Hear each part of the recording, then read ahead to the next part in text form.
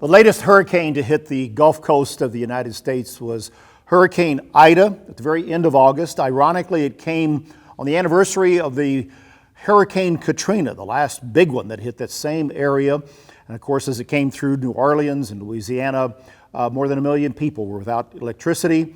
Fortunately, it seems this time the dikes and the canals and everything held, and the tragedies and the destruction from Katrina years ago was not the same with Ida this time. But you know, whenever hurricanes and tornadoes, earthquakes, and other natural disasters hit anywhere in the world, we're drawn to that, the power of the force of nature, certainly the human story and the human tragedy that often accompanies such events. But it does highlight the power of this world, the natural forces that are here, which we cannot control. And when they happen, we take cover, we take whatever precautions, and we should, but we also should just marvel at the power of nature and sometimes what we can't control, but also what we might do in lessons that we learn spiritually and in a relationship with God.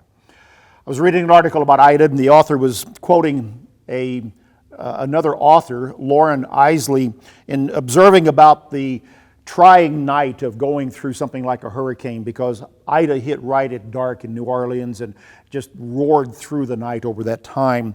But people who take cover and shelter during that time waited out, listening to the sounds and the roar, but they also think. And Loren Eiseley wrote this. He said, "At night, one has to sustain reality without help.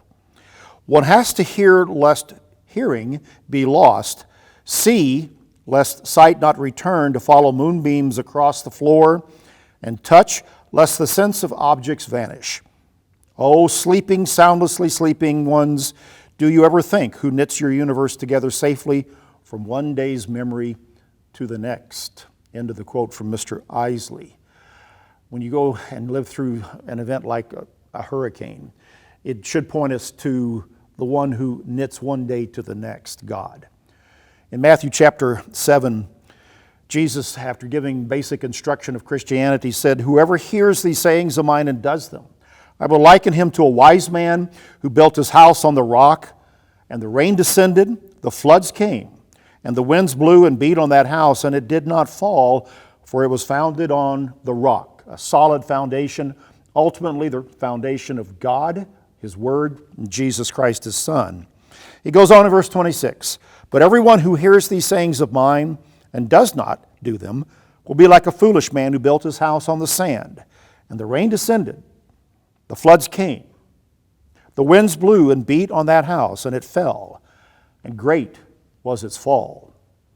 Wise words from Christ to always remember, to go back to think about when a hurricane, a tornado, an earthquake, or other natural disaster takes place. We can't control those events, but we can control our reaction to them if it can turn us to God in awe and wonder of the world that is and the life that we have.